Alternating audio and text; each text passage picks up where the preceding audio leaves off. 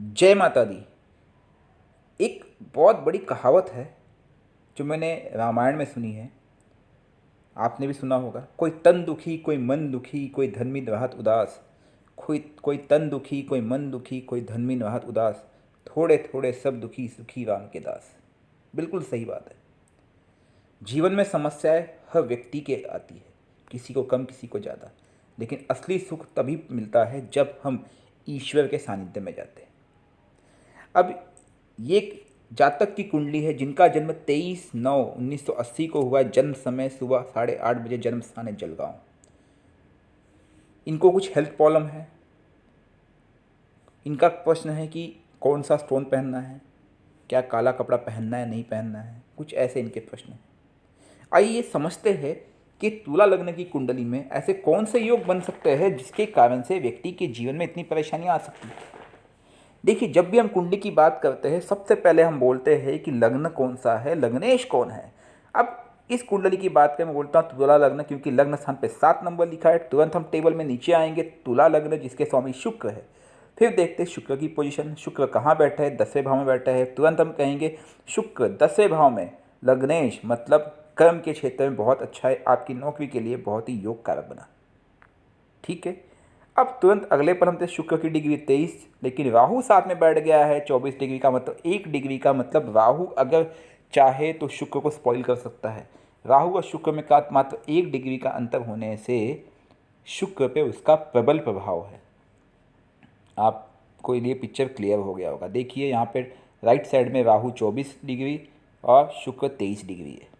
ठीक है, तो ये चीज़ तो समझ में आ गई कि शुक्र मजबूती से बैठा है, लग्नेश मजबूत है, लेकिन स्टिल कुछ हद तक राहु का प्रभाव उस पर 100% होना ही है।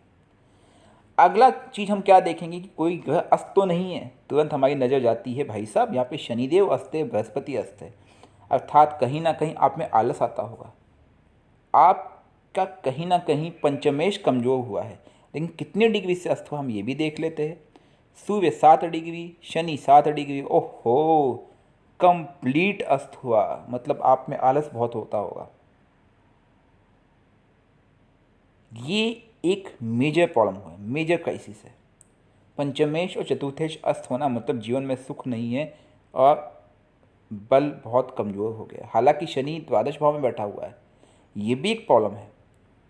फिर मैं आपको कहूँगा आप नीलम ट्राई करो, लेकिन नीलम तभी ट्राई करना अगर आप घर से दूर हो। अगर आप घर, जहाँ पे आपका जन्म स्थान है, जहाँ पे आपका कर्म स्थान है, आपका गांव है, वहाँ पे अगर आप हो तो आप नीलम मत पहनना, आपको लॉस हो जाएगा।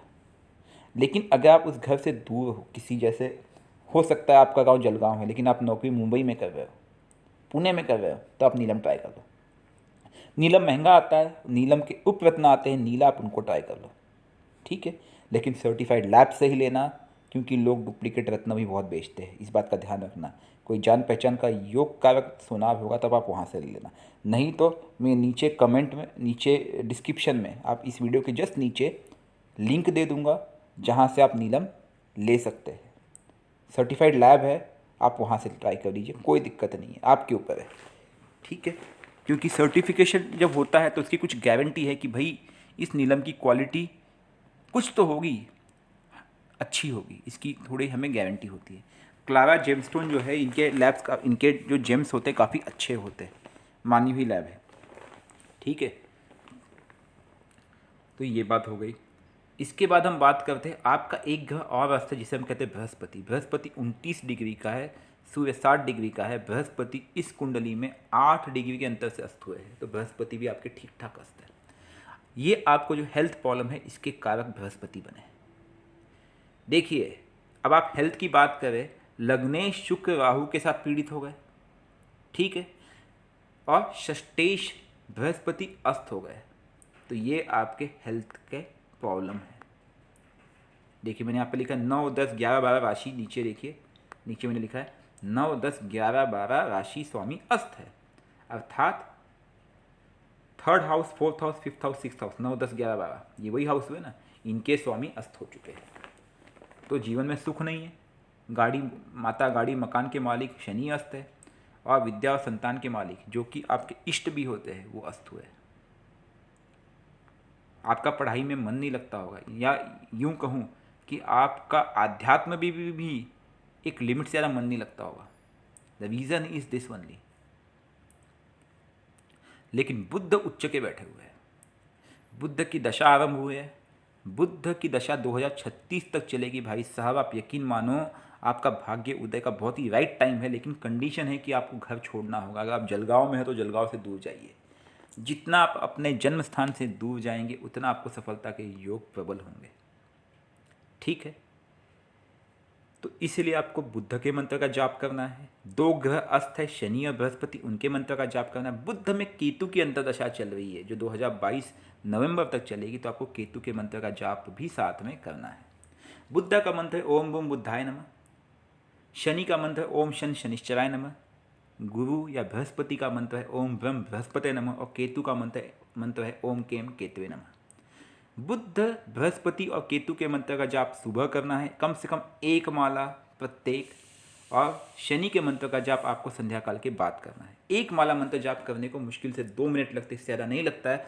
तो सुबह आप 3 मंत्र जाप करेंगे, 6 मिनट हो गए। और केतु का मंत्र रात को 2 मिनट। साथ में आपको गायत्री मंत्र का जाप रोज करना है, अति आवश्यक है, क्योंकि शनि देव आपके द्वादश में बैठे हैं। ठीक है, और शुक्र लग्नेश राहु के साथ पीड़ित है। मैं नहीं चाहता कि कोई प्रॉब्लम बने। अब बुद्ध उच्च की ही अच्छी चीज़ बनी है, वो एक राजयोग कारक स्थिति बनाती भी है। ठीक है, तो गायत्री मंत्र आपको पता ही है, ओम भूर्भुवस्सुवः तत्सवितुर्वरेण्यं भर्गो देवस्य धीमहि धियो यो नः प्रचोदयात्। इस मंत्र का जाप आपको डेली करना है, इसकी भी 1 माला। तो सुबह 10-15 मिनट, 10-12 मिनट आपकी पूजा होगी और रात को 2 मिनट, ये मिनिमम है। बुधवार का उपवास कीजिए, गणेश जी की पूजा कीजिए। ओम गण गणपते नमः। गणेश जी के शरण में चले जाइए। जितना आप गणेश जी की पूजा करेंगे आपको उतनी सफलता और सक्सेस मिलेगी। गणेश जी की पूजा, बुद्ध का मंत्र जाप सबसे बेस्ट है। और रुद्राक्ष की माला से ही आपको मंत्र जाप करना है। रुद्राक्ष की माला ओरिजिनल होनी चाहिए। आप देख लीजिए, आपके आसपास मिल जाए तो अति उत्तम है, क्योंकि कई बार दुकानों में सिंथेटिक रुद्राक्ष की माला मिलती है आजकल, जो कि चाइना मेड रुद्राक्ष होते हैं, ओरिजिनल पेड़ के नहीं होते हैं। ठीक है, या फिर आप किसी जानकार व्यक्ति से आप रुद्राक्ष लीजिए, या आप ऑनलाइन अगर लेते हैं तो सर्टिफाइड लैब वाला ही लीजिए, कि किसी का सर्टिफाइड लैब वाला रुद्राक्ष मिले तभी। मैंने हालांकि मैं आपको एक लिंक नीचे दे दूंगा, सर्टिफाइड लैब वाला एक लिंक नीचे दे दूंगा, आप उससे भी ट्राई कर सकते हैं। It is up to you. ठीक है, जब भी आप ध्यान रखना, अगर आप रत्न लेते हैं नीलम, वो भी सर्टिफाइड लैब से ही होना चाहिए, क्योंकि ओरिजिनल की गारंटी होती है। रुद्राक्ष हुआ, रत्न हुआ, कपूर हुआ, कुछ भी लो आप सर्टिफाइड। कपूर तो चलिए ठीक है, वो आप क्वालिटी मंगलम वगैरह के कपूर आप ले सकते हैं, जिनकी क्वालिटी अच्छी होती है, जो छोटे टिक्के आती है। मैं नीचे वो कमेंट में डाल दूँगा। शिव पूजा आपको डेली करनी है, और 5 मुखी रुद्राक्ष धारण कराएंगे आप, बेहतर रहेगा, क्योंकि बृहस्पति आपके अस्त है। अब बुद्ध की दशा है, गणेश जी के भी दृष्टि से 5 मुखी रुद्राक्ष धारण करें। लेकिन रुद्राक्ष अगर आप धारण करते हैं तो ध्यान रहे आप प्योर वेजिटेरियन डाइट फॉलो करें, else you are in trouble. ध्यान रखना, नॉनवेज खाते हैं रुद्राक्ष धारण करके तो दिक्कत है। अगर आप नॉनवेज खाते हैं तो रुद्राक्ष धारण ना करें, आप अपने मंदिर में ला करके रुद्राक्ष रख लें, सिर्फ मंत्र जाप के समय उसका प्रयोग करें, बाद में वापस से वहीं पर रख दें। ठीक है, शुद्धि के साथ। अच्छा, केतु की दृष्टि 2, 4, 6 पे पड़ रही है। अच्छा, इस समय आपको जो दिक्कत है उसका कारण है केतु की इस समय दृष्टि है 2, 4, 6, मतलब जहाँ पे 2 नंबर, 4 नंबर, 6 नंबर लिखा है उस पर केतु की दृष्टि पड़ रही है। तो ये कहीं ना कहीं आपके नौकरी में कुछ ना कुछ समस्याएं अवश्य क्रिएट किया जा रहा है, ये तो मुझे भी दिख रहा है। अब आपने पूछा है कौन सा स्टोन, नीलम पहन सकते हो। काला कपड़ा पहनना है, नहीं पहनना है, नहीं पहनना है, आँख बंद करके बता रहा हूँ। ना काला खाना है, ना काला पहनना है, ना काला ओढ़ना है, काले से दूर। ठीक है, हेल्थ प्रॉब्लम के कारण है, लग्नेश राहु से पीड़ित और बृहस्पति वहाँ पे पीड़ित। क्या करोगे आप। लेकिन गणेश की दशा है, गणेश मजबूत है, गणेश की दृष्टि पड़ रही है बृहस्पति के घर पे, षष्ठेश पे। तो अगर आप गणेश जी के शरण में जाते हैं तो इससे बेहतर कुछ नहीं होगा। आप एक काम और कीजिएगा, कपूर की छोटी टिक्की आती है, मैं आपको सलाह दूंगा, मैं लिंक नीचे दे दूंगा, आप चाहो तो आप उसका एक आधा किलो कुछ 700 कुछ रुपए का आता है, फ्री डिलीवरी होती है, आप वही मंगा लीजिए, क्योंकि वहाँ आपको देखेंगे मार्केट में कपूर बहुत महंगा मिलता है। ये इसमें लगभग मैं कितना भी कहूँ तो 1000 टिक्की के आसपास होंगी, 2 साल तक आपका ये कपूर चल जाएगा। डेली आप पूजा करने के बाद प्रातःकाल मंत्र जाप के बाद गणेश जी की आराधना करके उसमें से एक टिक्की निकालनी है, छोटी सी कैप्सूल टाइप होगी, गोली निकालनी है और गणेश जी को कपूर दे देना है।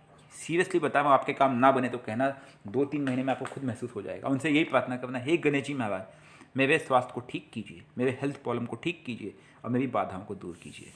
आपको जीवन में चेंज नज़र आ जाएगा।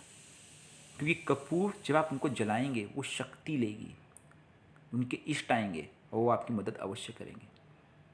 ठीक है, आपके कुछ भी अन्य प्रश्न होंगे आप अवश्य पूछ लेना। कुंडली में एक चीज़ और मैं बता रहा हूँ कि लाभेश और पंचमेश राशि दोनों एक साथ आते हैं द्वादशेश में। ठीक है, तो लाभेश और पंचमेश का एक साथ आना ठीक है, लेकिन दोनों बनते हैं शनि और चंद्र। उसमें शनि को वो अस्त करते हैं पूरे 100%। ये कहीं ना कहीं दिखाता है कि आपके पिता से कुछ मतभेद या पिता से कुछ दूरी के संकेत भी दिखाते हैं। ठीक है, तो और आपके बेटे से भी ये संभावना बन सकती है, इसलिए आपको शनि को बल देना ही पड़ेगा, तभी आपका काम बनेगा भी। शनि और बृहस्पति दोनों। पीला कपड़ा आप पहने, पीला कलर आप यूज़ कर सकते हैं, कोई दिक्कत नहीं है, वो आपके लिए बेहतर होगा। थोड़ा सा आप ट्राई करके देखिएगा, आपको लाभ देगा। काला कलर पूरी तरह से अवॉइड करना, गलती से नहीं पहनना है। काला कलर शनि के लिए आपने सोचा होगा, शनि का कलर नीला मान के चलिए आप। राहु केतु यहाँ पे बीच में मैटर को स्पॉइल कर देंगे, ध्यान रखना। ठीक है, कुछ अन्य प्रश्न आप कमेंट में डाल दीजिएगा। जय माता दी।